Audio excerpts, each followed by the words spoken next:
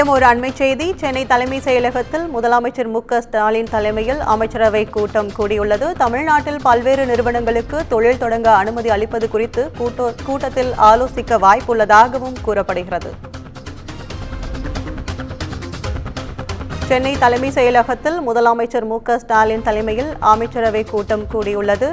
அதில் தமிழ்நாட்டில் பல்வேறு நிறுவனங்களுக்கு தொழில் தொடங்க அனுமதி அளிப்பது குறித்து கூட்டத்தில் ஆலோசிக்க வாய்ப்புள்ளதாகவும் கூறப்பட்டுள்ளது. அமைச்சரவை மாற்றம், துணை முதலமைச்சர் நியமனம் குறித்தும் அமைச்சரவை கூட்டத்தில் ஆலோசிக்க உள்ளதாக தகவல் வெளியாகியுள்ளது. அதை அண்மை செய்தியாக பார்த்து வருகிறோம்.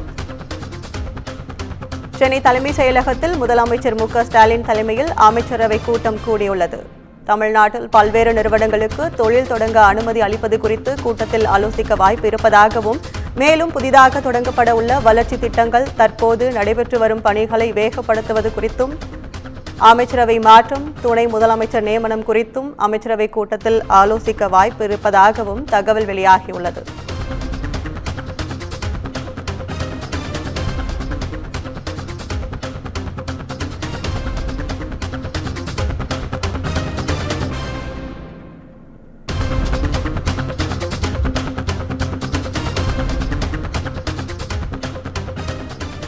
சென்னை தலைமை செயலகத்தில் தமிழக அமைச்சரவை கூட்டம் கூடியுள்ளது. கூடுதல் விவரங்களை எமது தலைமை செய்தியாளர் சிவா வழங்க கேட்கலாம். சிவா, என்ன மாதிரியான ஆலோசனைகள் நடக்க வாய்ப்பு இருக்கிறது?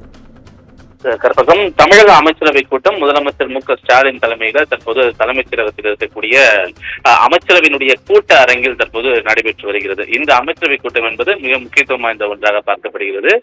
முதலமைச்சர் 27ஆம் தேதி அமெரிக்க பயணம் செல்ல இருக்கக்கூடிய நிலையில அதற்கான ஒப்புதல், குறிப்பாக இந்த அமெரிக்க பயணத்தின் போது எந்தெந்த தொழில் முதலீட்டாளர்களை முதலமைச்சர் சந்திக்க இருக்கிறார், எத்தனை கோடி ரூபாய் மதிப்பான தொழில் முதலீடுகள் தமிழகத்தில் ஈர்க்கப்பட இருக்கின்றன என்பன போன்ற விவரங்கள் எல்லாம் இந்த அமைச்சரவை கூட்டத்தின் மூலமாக விவாதிக்கப்படும். அதோடு மட்டுமில்லாமல் ஒரு ஃபார்முலா, ஒரு அமைச்சரவை கூட்டத்தில் இது போன்ற அமெரிக்க பயணம் முதலமைச்சர் செல்லும் போது அதற்கான ஒரு ஒப்புதல் என்பது பெறக்கூடிய ஒரு அவசியம் இருக்கிறது. எனவே அந்த அடிப்படையிலே அந்த ஒப்புதல் பெறுவதற்காக இந்த அமைச்சரவை கூட்டம் என்பது கூட்டப்பட்டிருக்கிறது. ஒன்று.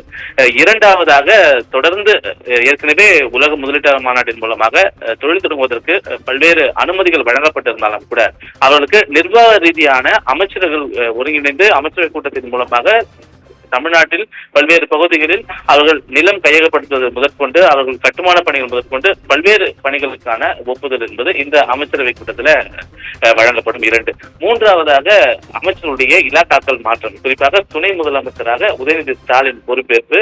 இந்த அமைச்சரவை கூட்டத்தில் உதயநிதி ஸ்டாலின் பங்கேற்கவில்லை. ஏனென்றால் ஒலிம்பிக் நடைபெறக்கூடிய பாரிஸ் சென்றிருக்கக்கூடிய ஒரு காரணத்தினால் அவர் இந்த அமைச்சரவை கூட்டத்தில் கலந்து கொள்ள முடியாத ஒரு நிலை இருக்கிறது. அவரை தவிர்த்து மற்ற அமைச்சர்கள் எல்லாம் இந்த அமைச்சரவை கூட்டத்தில் பங்கேற்றிருக்கிறார்கள். முதலமைச்சர் மு.க.ஸ்டாலின் தலைமை வகிக்கிறார். எனவே துணை முதலமைச்சராக உதயநிதி ஸ்டாலின் நியமனம் போன்ற பல்வேறு விவகாரங்கள் இந்த அமைச்சரவை கூட்டத்தில் விவாதிக்கப்பட இருக்கிறது. சரியாக 19ஆம் தேதி அன்று துணை முதலமைச்சராக உதயநிதி ஸ்டாலினுக்கு பொறுப்பு ஏற்கக்கூடிய ஆளுநர் பதவியேற்பு நிகழ்ச்சி என்பது நடத்தப்படுவதற்கான ஒரு வாய்ப்புகள் இருப்பதாக தலைமை செயலக வட்டாரங்கள் தெரிவிக்கின்றன. அதோடு மட்டுமல்லாமல் பல்வேறு அமைச்சர்களுடைய இலாகாக்கள் மாற்றப்படுவதற்கான வாய்ப்புகள் இருப்பதாக தெரிகிறது. கடந்த சில நாட்களாகவே தொடர்ந்து பல்வேறு அமைச்சர்கள் மீதான அதிருப்தியில் முதலமைச்சர் இருக்கிறார் என்ற தகவல் இருக்கிறது. குறிப்பாக மீன்வளத்துறை அமைச்சராக இருக்கக்கூடிய அனிதா ராதாகிருஷ்ணன், அதே போல மூத்த அமைச்சராக இருக்கக்கூடிய ராஜகண்ணப்பன், சமீபத்தில் பல்வேறு கருத்துக்களை தெரிவித்திருந்த அமைச்சர் தாமு அன்பரசன் போன்ற பல்வேறு அமைச்சர்கள் மீது அதிருப்தி இருப்பதாக தெரிவிக்கக்கூடிய நிலையில அவருடைய இலாகாக்கள் மாற்றப்படுவதற்கான, அமைச்சர்கள் மாற்றம் இல்லாமல் இருந்தாலும் கூட இலாகாக்களை மாற்றுவது தொடர்பான ஒரு முடிவு இந்த அமைச்சரவை கூட்டத்தில் எடுக்கப்படுவதற்கான வாய்ப்புகள் அதிகம் இருப்பதாக தெரிகிறது. எனவே இந்த அமைச்சரவை கூட்டம் சரியாக ஒரு மணி நேரம் வரை நடைபெறும். அதன் பிறகு மூத்த அமைச்சராக இருக்கக்கூடிய நிதித்துறை அமைச்சர் தங்கம் தென்னரசு செய்தியாளர் சந்திப்பின் மூலமாக என்னென்ன அமைச்சரவை கூட்டத்தில் விவாதிக்கப்பட்டிருக்கின்றன என்பது தொடர்பாக ஒரு அறிவிப்பினை வழங்க இருக்கின்றார். கற்பகம், கூடுதல் விவரங்களுக்கு நன்றி சிவா.